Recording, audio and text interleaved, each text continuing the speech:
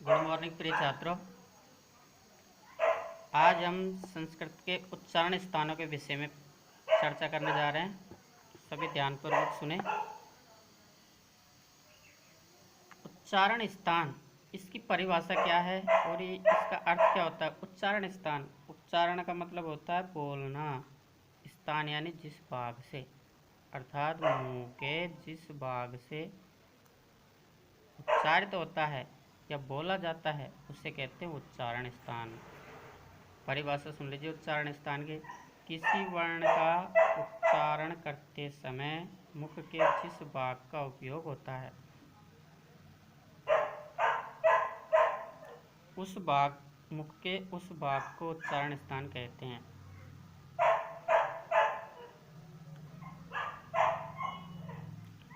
वापस सुन लीजिए। किसी वर्ण का उच्चारण करते समय मुख के जिस भाग का उपयोग होता है मुख के उस भाग को उच्चारण स्थान कहते हैं।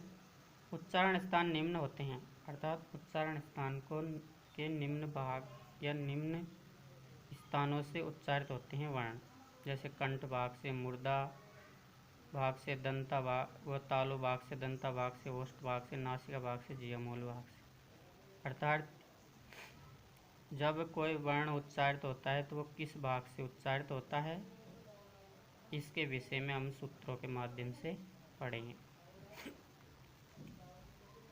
उच्चारण स्थानों को निम्न सूत्रों की सहायता से याद किया जा सकता है। अब के छात्रों, यदि ये सूत्र याद रह गए तो ये इतने सारे पढ़ने की जरूरत नहीं होती है। ए आई ओ ये सीधा ये सूत्रों की सहायता से याद कर लो इनको। जैसे पहला सूत्र है एक्व विसर्जन नाम कंठ है।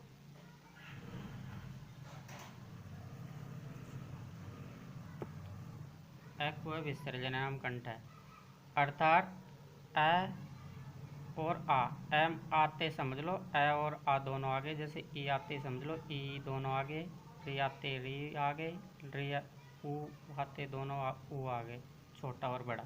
तो यहाँ पहला सूत्र है एक्व विसर्जन नाम कंठ है। कंठ है यानी कंठ भाग से जो उच्चारित होते हैं वो कौन कौन से वर्ण हैं। ए आ, उ यानी कै की लाइन, है यानी है और विसर्ग। कंठ भाग से आ, कै की लाइन, है और विसर्ग उच्चारित होते हैं। या तो ये याद कर लो, यहाँ दे रखे ब्रैकेट में मैंने, ए आ कै की लाइन, है और विसर्ग जो वर्ण हैं ये कंठ भाग से उच्चारित होते हैं। इचवे सानाम तालु, अर्थात ई च की लाइन, ये और स वर्ण ये तालु भाग से उच्चारित होते हैं। इसके बाद रिटूरे सानाम मुर्दा, री और ट की लाइन, र और स ये मुर्दा भाग से उच्चारित होते हैं। फिर ऋतुल सानाम दंता,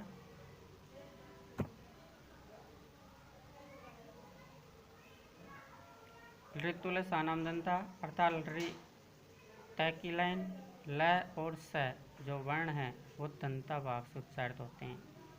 इसके बाद उपपदमान्य नाम ओष्ठ,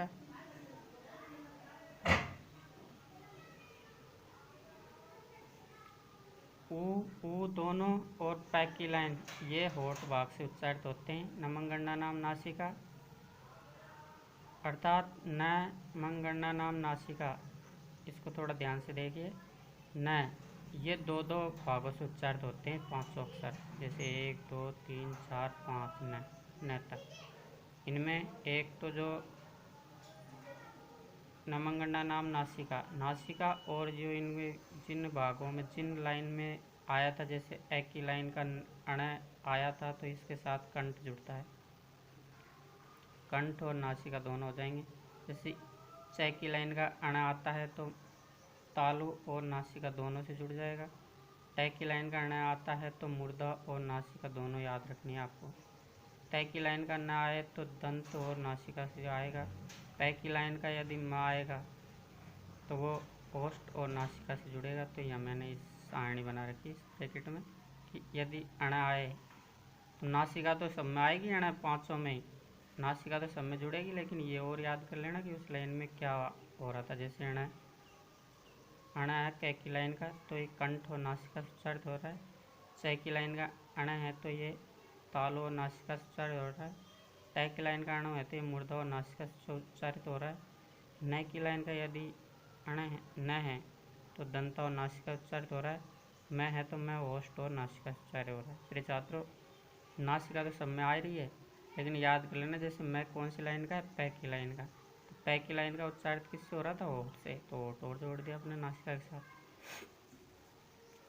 फिर अगले हैं एतई दो, अर्थात ए और आई कंठ और तालु भाग से उच्चारित होते हैं। जैसे ए आई कंठ और तालु भाग से। ओ औ कंठ और ओठ से उच्चारित होते हैं, कंठोष्ठ। वकार से दंतोष्टम वह वाला वर्ण है जो वो दो भागों से उच्चारित होता है, ये भी दंत और ओठ से। जीहा मूले अर्थात ये चिन्ह वाले जो अक्षर आते हैं ये जीवा के मूल भाग से उच्चारित होते हैं। अभ्यास प्रश्न, अब इन पे थोड़ा अभ्यास प्रश्न दे रखे हैं यहाँ कि अधोलिखित वर्णानाम उच्चारण स्थान लिखन, तो नीचे दिए गए वर्णों के उच्चारण स्थान लिखिए। जैसे बह कौन सी लाइन में आता है ये देख लेना तुरंत, और उस लाइन में किससे उच्चारित हो रहा है, बह आता है पै की लाइन में, तो पै की लाइन में देखो किससे उच्चारित हो रहा है, होठ से, तो सीधा कर दोगे होस्ट। ऐसे इन क्वेश्चनों का आंसर देना। ओ किस भाग से उच्चारित हो रहा है उसका नाम लिख देना। से किससे हो रहा है, जय किससे हो रहा है, ख किससे हो रहा है, मैं किससे हो रहा है। इसके बाद उच्चारण स्थानों के वर्ण उच्चारित भवंती, ये कह रहा है अधोलिखित उच्चारण स्थानों में के वर्ण उच्चारित स्थान, कि इन उच्चारण स्थान लिख दे या अपने को वर्ण चाट के लिखना है। जैसे होठ भाग से कौन कौन से वर्ण उच्चारित होते हैं तो होठ को वर्ण लिख देना। तालु भाग से कौन कौन से उच्चारित होते हैं तालु लिख देना। फिर तालु और नासिका से कौन कौन से उच्चारित होते हैं वो लिख देना।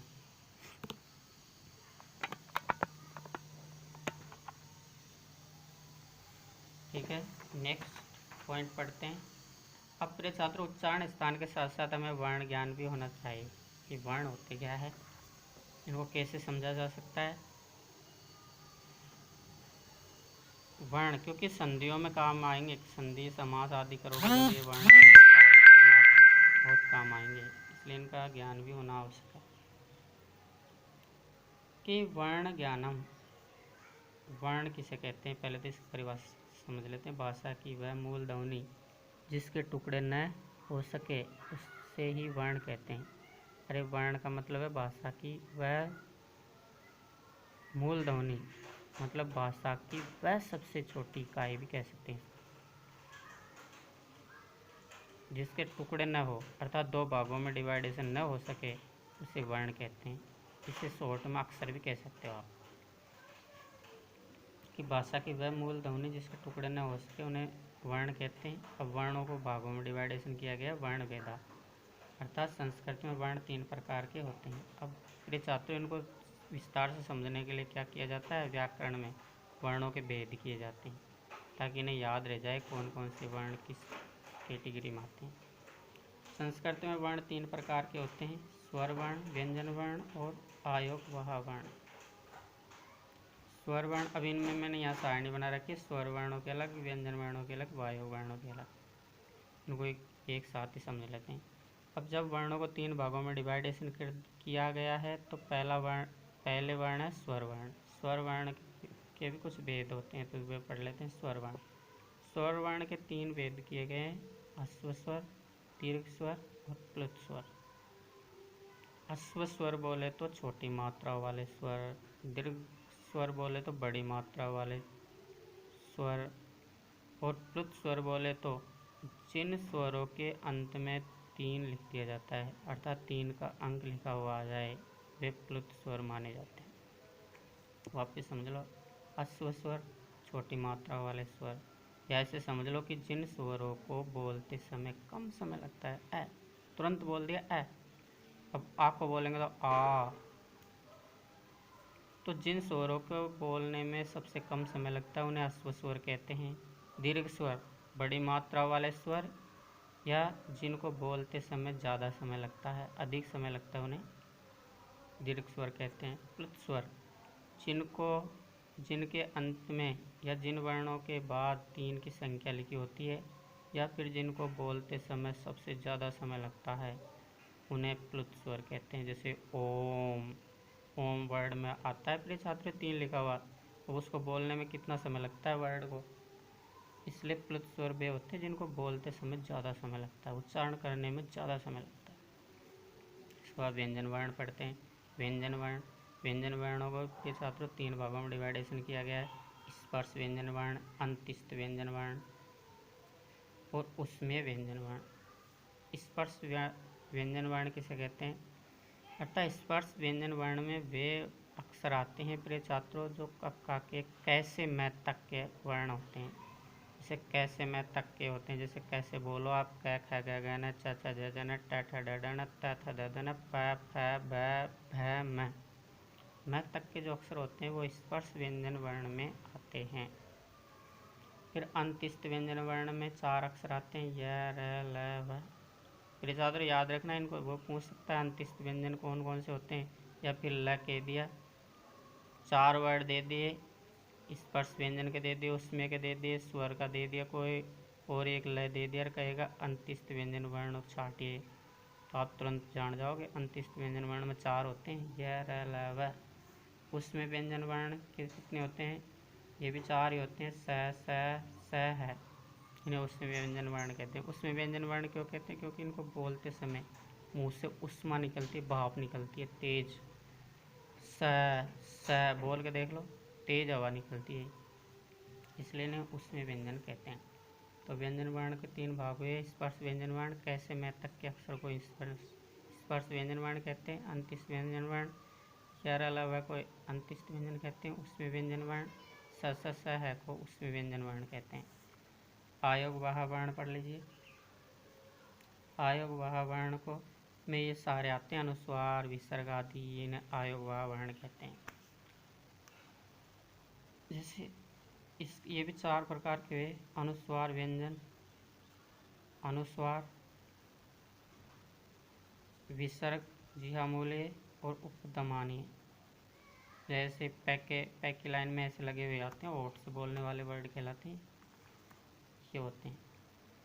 तो प्रिय छात्रों समझ गए होंगे आप वर्ण के भेद, वर्ण की परिभाषा। अब वर्णों को क्या होता है, जैसे अब ये वर्ण हुए, इन वर्णों को प्रयत्न अर्थात वो उच्चारण वाली बात आ गई प्रिय छात्रों। प्रयत्न भी कभी कभी यत्न पूछ ले जाते हैं, या फिर आप जैसे बड़ी तैयारी कर रहे हो तो वहाँ भी इनका प्रयोग होता है। प्रयत्न मतलब किसी वर्ण को बोलते समय मुख के जिस जिस भाग का प्रयोग होता है, या जितनी शक्ति लगानी पड़ती है हमें, या कोई भी वर्ण हमारे मुख से निकल रहा है तो वो कहाँ टच हो, कौन कौन से अंगों को टच हो करके, कौन कौन से अंगों के टच होने पर वो बाहर निकल रहा है, उन्हें यत्न कहते हैं। तो इसकी परिभाषा देख लो, प्रयत्न। वर्णों के उच्चारण में चेष्टा करनी पड़ती है, उसे प्रयत्न कहते हैं। अर्थात जब वर्णों को बोलते समय हमें जो ताकत लगानी पड़ती है, जो क्रियाएं करनी पड़ती है, उसे प्रयत्न कहते हैं। प्रयत्न के भेद पढ़ लो। प्रयत्न मुख्य रूप से 2 प्रकार के होते हैं। अब प्रिय छात्रों, प्रयत्न कितने प्रकार के होते हैं? 2 प्रकार के। अर्थात 2 प्रकार से हमें किसी वर्ण को बोलते समय प्रयत्न करने पड़ते हैं। एक है आभ्यंतर प्रयत्न और एक है बाह्य प्रयत्न। इन्हें मैंने सारणी के माध्यम से समझाया गया है, अभ्यंतर प्रयत्न और बाह्य प्रयत्न। अब अभ्यंतर प्रयत्न कितने होते हैं? 5 होते हैं, ये याद हो जाएंगे आपको यूँ ही। स्पष्ट याद रख लेना सूत्र, ये सूत्र है स्पष्ट, ईसत स्पष्ट, ईसत विवृत, विवृत और संविवृत। स्पष्ट, स्पर्श, स्पष्ट को याद रख लो स्पर्श से। जैसे स्पर्श व्यंजन वर्ण पढ़े थे अपने ऊपर, तो स्पर्श व्यंजन वर्ण कौन कौन से है? कैसे मैं तक के जो अक्षर होते हैं वो स्पर्श व्यंजन वर्ण है। तो यहाँ भी स्पष्ट का मतलब होता है स्पर्श ही होता है, कि वे वर्ण जो स्पर्श व्यंजन वर्ण होते हैं उन्हें स्पष्ट व्यंजन वर्ण कहते हैं। कैसे मैं तक के जो अक्षर होंगे वो स्पष्ट व्यंजन वर्ण कहलाएंगे। ईसत विवृत, अब ईसत आ रहा है तो अंत्यस्थ, ऐसे अंत्यस्थ याद रख लो। ईसत स्पष्ट, अंत्यस्थ व्यंजन वर्ण जो आएंगे वो ईसत स्पष्ट में आते हैं। पर ईसत धाते समझ लो कि उसमें व्यंजन वर्ण है। तो स्पष्ट व्यंजन वर्ण में कैसे मैं तक के अक्षर आते हैं, ईसत स्पष्ट में अंत्यस्थ वाले व्यंजन आते हैं, यह वरला। और ईसत विवृतम में उसमें व्यंजन वर्ण आते हैं, स है। फिर विवृतम में सभी स्वर आते हैं।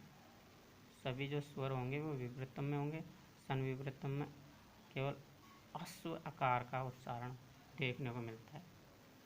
पुनः याद कर लो, स्पष्ट मतलब स्पर्श व्यंजन वर्ण, ईसत अंतिस्थ व्यंजन वर्ण, ईसत विवृत उसमें व्यंजन वर्ण, विवृत सभी स्वर आते हैं इसमें, संवृत आकार स्वर आता है मतलब ऐ।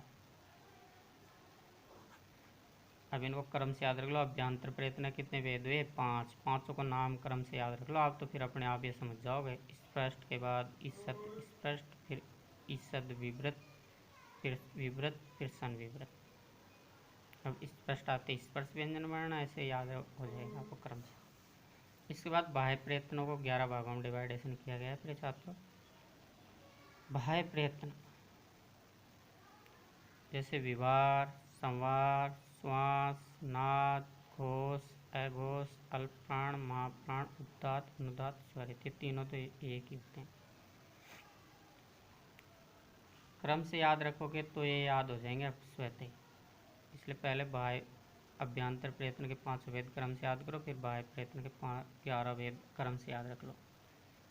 वर्णों की टेंशन मतलब वर्ण तो आप स्वतः ही समझ जाओगे, क्योंकि एक दूसरे के पूरक होते हैं, मिले हुए होते हैं। जैसे ये विवार से श्वास तक के एक ही वर्ण होते हैं, ये अपोजिट होते हैं बस। जैसे विवार वर्ण में कौन कौन से वर्ग वर्ग वर्ग मतलब लाइन, कक्का की जो लाइन होती है उसे वर्ग कहते हैं। तो विवार में वर्ग का मतलब कक्का की लाइन का प्रत्येक वर्ग का प्रत्येक लाइन का पहला और दूसरा वर्ण आता है इसमें विवार में। जैसे प्रत्येक लाइन कौन कौन सी? कै की लाइन, च की लाइन, ट की लाइन, त की लाइन, पै की लाइन। प्रत्येक लाइन में से पहला और दूसरा अक्षर जैसे क, ख, छ, छ, त, ठ, त, थ, प, फ, ये वर्ण इसमें आते हैं। तो विवार में कौन कौन से वर्ण हुए प्रिय छात्रों? प्रत्येक लाइन का पहला दूसरा अक्षर और स। संवार में कौन कौन से हुए? वर्ग का तीसरा, जो पहला दूसरा यहाँ आ गया तो दूसरे में स्वतः तीसरा चौथा आएगा बच्चे ये वर्ण। संवार में प्रत्येक लाइन का तीसरा चौथा पांचवा वर्ण और यह वर्ण आते हैं। फिर श्वास में वो इसका ये दोनों एक ही होते हैं, संवास और विवार। विवार में जो आएंगे वो श्वास में आते हैं। फिर तीसरे पॉइंट और शुरू हो गए, नाद, घोष और अघोष, ये तीनों भी एक ही होते हैं। नाद वर्ण का, नाद में क्या कहते हैं? प्रत्येक वर्ग का तीसरा चौथा पांचवा वर्ण, तीसरा चौथा और पांचवा वर्ण और स है। फिर घोष में वर्ग का तीसरा चौथा पांचवा वर्ण आते हैं केवल। फिर अघोष में वर्ग का पहला और दूसरा वर्ण और यह वर्ण और जोड़ दिया जाता है। अल्पप्राण प्रत्येक वर्ग का पहला तीसरा और पांचवा वर्ण और यह वर्ण अल्पप्राण में आते हैं। अब इसके अपोजिट महाप्राण में आएंगे। अपोजिट होते हैं एक दूसरे के सारे, इसलिए सरलता से याद हो जाते हैं। अल्पप्राण में जब ये आ गए प्रत्येक लाइन का पहला तीसरा पांचवा वर्ण और यह वर्ण है, तो महाप्राण में बचे हुए वाले अक्षर आ जाएंगे। बचे कौन सा? दूसरा और चौथा अक्षर बचा, तो यहाँ गया देखिए पहले प्रत्येक लाइन का दूसरा चौथा अक्षर और स है आगे। यहाँ यवरल आ गया तो यहाँ स आने थे पुनः। उदात्त, अनुदात्त और स्वरित, इन सभी में तीनों में स्वर आते हैं प्रिय छात्रों, सारे जितने भी स्वर होते हैं। बेस्ट ऑफ लक प्रिय छात्रों, सभी इसको होमवर्क में करोगे और यदि कोई पॉइंट नहीं समझ में आ रहा है तो आप मैसेज के माध्यम से बता सकते हो।